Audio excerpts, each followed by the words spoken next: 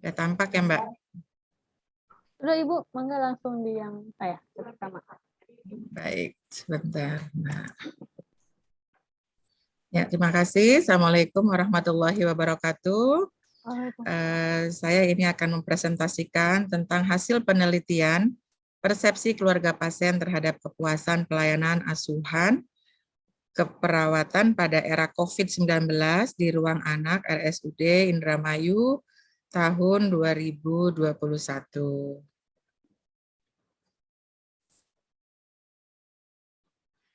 Sebagaimana kita ketahui, pelayanan keperawatan itu merupakan bagian integral dari pelayanan kesehatan di rumah sakit yang mempunyai peranan besar terhadap pencapaian efisiensi, mutu, dan citra rumah sakit di mana di mata masyarakat. Dan Rumah Sakit Indramayu ini merupakan salah satu rumah sakit pemerintah daerah di wilayah Kabupaten Indramayu yang sudah terakreditasi paripurna.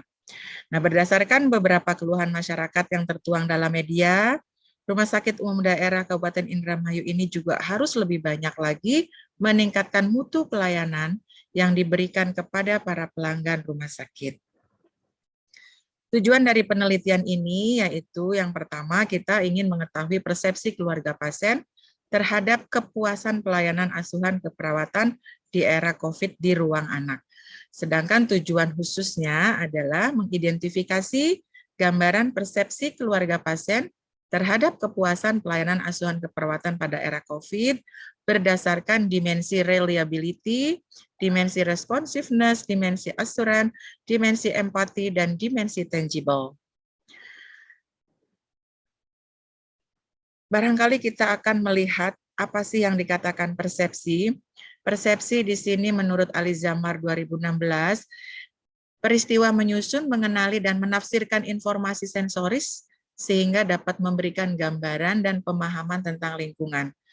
Persepsi dilihat dari kacamata ilmu filsafat, yaitu pandangan tentang ilmu pengetahuan yang diperoleh dari sensasi persepsi, sensasi atau informasi. Mbak, di sini ada tulisan live breakout room, Mbak. Mohon maaf.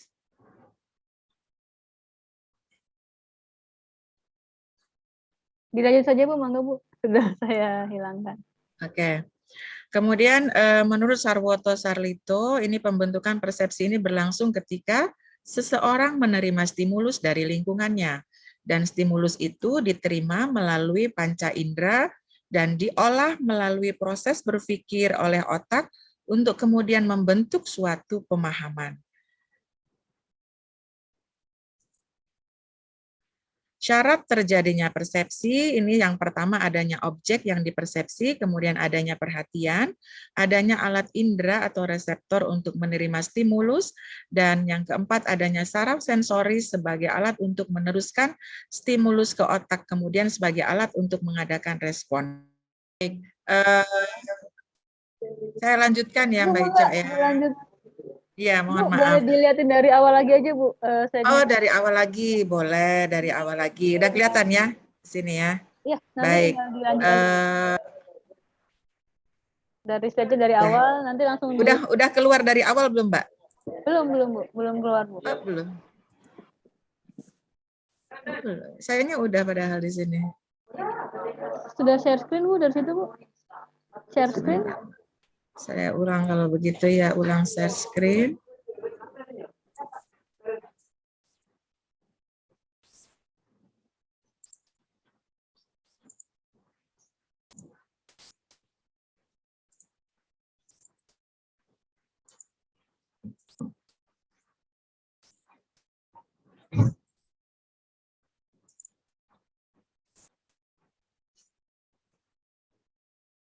Sebentar ya, Mbak. Jadi menghilang nih.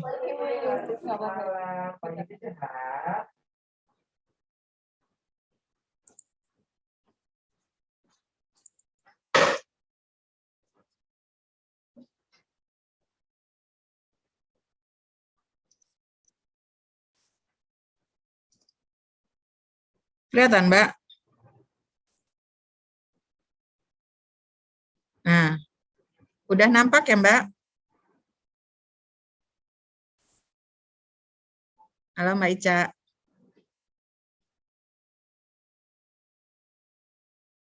Eja, Iya Ibu, mangga Ibu. Ini udah kelihatan ya? belum kelihatan. Oke. Udah kelihatan kan? Belum Ibu, masih yang Hah? masih halaman Windows-nya. Oh, padahal udah nih, saya ulangi aja deh. Share.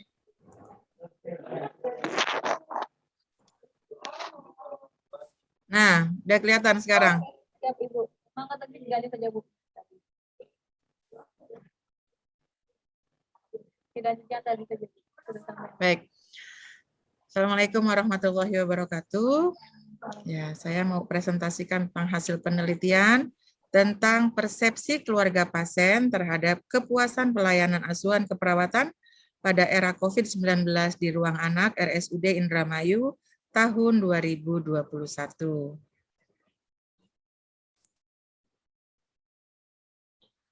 Latar belakang, tadi kita sudah menyimak bahwa masih adanya keluhan dari masyarakat yang tertuang di dalam media terkait pelayanan-pelayanan yang diberikan oleh rumah sakit ini masih dirasa harus ditingkatkan. Dari keluhan-keluhan masyarakat tersebut kita akan meneliti dengan tujuan umumnya yaitu mengetahui persepsi keluarga pasien terhadap kepuasan pelayanan asuhan keperawatan, dan tujuan khususnya tadi kita ingin mengetahui identifikasi berdasarkan dimensi reliability, dimensi responsiveness, dimensi asuran, dimensi empati, dan dimensi tangible. Tadi yang dikatakan persepsi ada beberapa pendapat-pendapat ahli tentang persepsi, diantaranya yaitu persepsi itu adalah dilihat dari kacamata ilmu filsafat, yaitu pandangan tentang ilmu pengetahuan yang diperoleh dari sensasi persepsi. Sensasi atau informasi dari penginderaan, dan sensasi ini lazim disebut dengan pikiran sehat tentang pengamatan manusia. Kemudian keluarga. Keluarga ini juga merupakan unit dasar dari masyarakat, dan unit dasar ini memiliki pengaruh yang kuat terhadap perkembangan seorang individu yang dapat menentukan berhasil tidaknya kehidupan individu tersebut. Dan keluarga di sini berfungsi sebagai variabel intervensi kritis, di mana tujuan keluarga adalah sebagai perantara, yaitu menanggung semua harapan-harapan dan kewajiban-kewajiban masyarakat, serta membentuk dan mengubahnya sampai taraf tertentu hingga dapat memenuhi kebutuhan dan kepentingan setiap anggota individu dalam keluarga.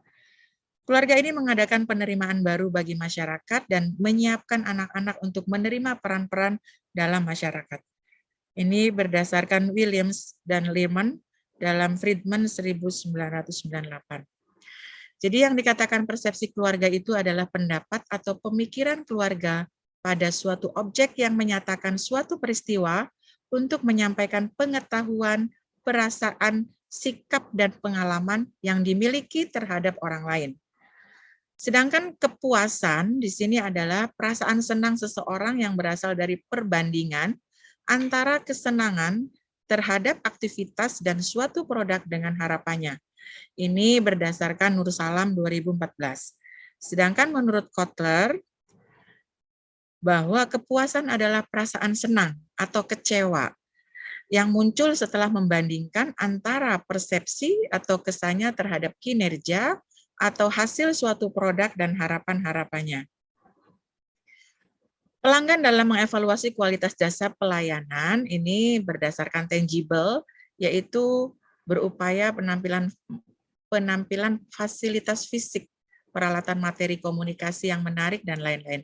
Sedangkan untuk empati, yaitu kesediaan karyawan dan pengusaha untuk memberikan perhatian secara pribadi kepada konsumen. Cepat tanggap, yaitu kemauan dari karyawan dan pengusaha untuk membantu pelanggan dan memberikan jasa dengan cepat, serta mendengar dan mengatasi keluhan dari konsumen. Keandalan yaitu kemampuan untuk memberikan jasa sesuai dengan yang dijanjikan, terpercaya dan akurat serta konsisten. Sedangkan kepastian yaitu berupa kemampuan karyawan untuk menimbulkan keyakinan dan kepercayaan terhadap janji yang telah dikemukakan kepada konsumen. Ini berdasarkan Leonard Barry dan Parasuraman dalam bukunya yaitu Marketing Service Competence Through Quality. Nah, selanjutnya kita melihat asuhan keperawatan. Ini rangkaian interaksi perawat dengan klien dan lingkungannya untuk mencapai tujuan pemenuhan kebutuhan dan kemandirian klien dalam merawat dirinya. Ini berdasarkan Peraturan Menteri Kesehatan Nomor 26 Tahun 2019 tentang Peraturan Pelaksanaan Undang-Undang Nomor 38 Tahun 2014 tentang keperawatan. Klien dalam pengertian ini adalah perseorangan, keluarga, kelompok, atau masyarakat yang menggunakan jasa pelayanan keperawatan. Itu yang dikatakan klien. Sedangkan pelayanan keperawatan ini mempunyai tugas berdasarkan Aditama melakukan kegiatan promosi kesehatan, termasuk untuk kesehatan emosional dan sosial, melakukan upaya pencegahan penyakit dan kecacatan, menciptakan keadaan lingkungan, fisik, kognitif, dan emosional sedemikian rupa yang dapat membantu penyembuhan penyakit. Nah, kemudian berupaya meminimalisasi akibat buruk dari penyakit dan mengupayakan kegiatan rehabilitasi. Itulah tugas pelayanan keperawatan. Pada kerangka konsep penelitian ini kita melihat dimensi mutu pelayanan keperawatan tadi berdasarkan keandalan, daya tanggap, jaminan, empati. Sehingga kita akan menghasilkan suatu penelitian apakah pasien tersebut puas atau tidak puas. Dan ini definisi operasionalnya kita akan melihat hasil tolak ukurnya kita berdasarkan puas apabila skornya lebih dari 90% dan tidak puas itu didapatkan skor kurang dari 90% berdasarkan Keputusan Menteri Kesehatan nomor 129 /SK/2/28 dan itu adalah standar dari penelitian ini. Dari masing-masing variabel ini menggunakan skala ordinal. Selanjutnya, untuk metode penelitian, kita menggunakan desain penelitian secara kuantitatif dengan menggunakan deskriptif dan populasi dari penelitian ini adalah 265 responden. Sampelnya 100 responden dan teknik pengambilan sampelnya adalah menggunakan non-random, non-probability sampling, di mana pengambilan sampel ini tidak didasarkan atas kemungkinan yang dapat diperhitungkan, tetapi semata-mata hanya berdasarkan kepada segi-segi kepraktisan belaka. Ini berdasarkan Noto Atmojo 2010. Kemudian metode pengambilan sampelnya secara accidental sampling. Teknik pengambilan sampel ini kita juga memperhatikan kriteria, yaitu kriteria inklusi dan kriteria eksklusi.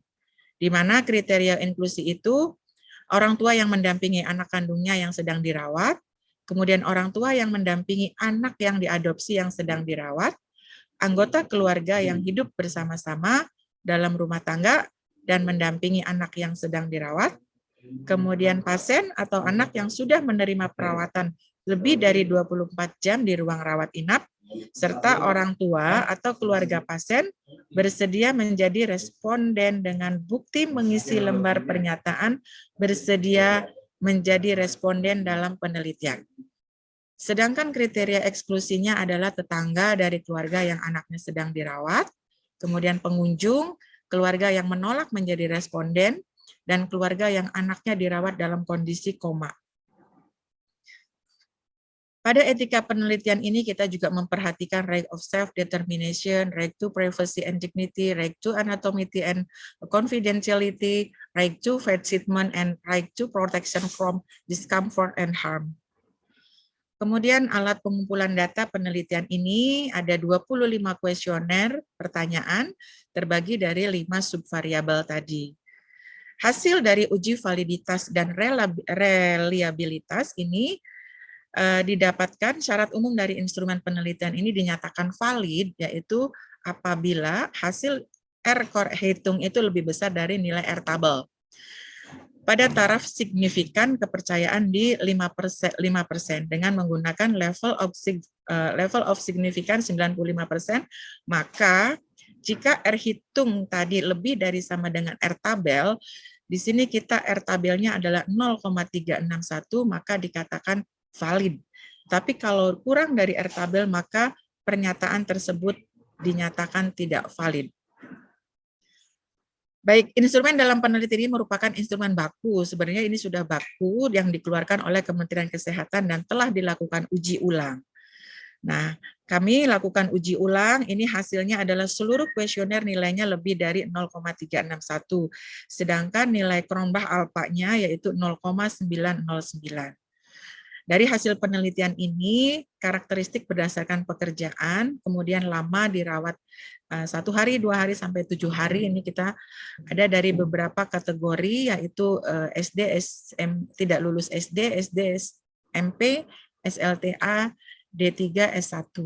Untuk kriteria pendidikannya sudah ada presentasinya. Hasil dari penelitian ini berdasarkan hasil penelitian didapatkan persepsi keluarga pasien terhadap kepuasan asuhan pelayanan di ruang anak ini sebanyak 90% responden menyatakan tidak puas terhadap pelayanan yang diberikan rumah sakit. Nah, ini juga tidak sejalan dengan keputusan Menteri Kesehatan yang nomor 129 itu, di mana standar pelayanan minimal rumah sakit itu indikator kepuasan pelanggannya yaitu harus lebih dari sama dengan 90%. Kemudian persepsi keluarga pasien ini berdasarkan reliability, 93% juga menyatakan tidak puas. Kemudian dari dimensi responsiveness menyatakan 79% juga ini tidak puas. Kemudian dari dimensi assurance ini juga 92% menyatakan tidak puas. Dari dimensi empati 33% menyatakan tidak puas dan 67% ini responden menyatakan puas. Ini dari sisi dimensi empati. Sedangkan dari tangible ini tidak puas 61%. Jadi kesimpulannya ini masih banyak sekali keluarga pasien menyatakan tidak puas atas pelayanan yang sudah diberikan oleh rumah sakit. Dan kami sudah langsung mempresentasikan hasil ini dengan rumah sakit, terutama dengan ruang anak, bahwa memang hasilnya banyak sekali yang tidak puas. Ini kemungkinan karena kondisi pada saat itu adalah pada saat era COVID, sehingga rumah sakit membuat aturan yang secara mendadak bahwa pengunjung tidak boleh lebih dari 1. Sedangkan persepsi masyarakat, khususnya Indramayu, apabila ada yang mengatakan itu, sudah langsung cut kita mengatakan bahwa pelayanannya kurang baik, susternya judes, teman-teman perawat-perawat di sana dan dokter dan lain sebagainya mengatakan tidak boleh untuk ditungguin. Dan itulah memang persepsi mereka. Dan ini juga menjadikan pembelajaran kita bagi mahasiswa, juga pembelajaran kenapa sampai ada ketidakpuasan dari keluarga pasien. Kita akan lebih banyak nanti ini untuk saran-sarannya memberikan pelayanan-pelayanan yang sesuai dengan standar yang sudah digariskan oleh rumah sakit. Barangkali itu hasil penelitian yang sudah kami lakukan.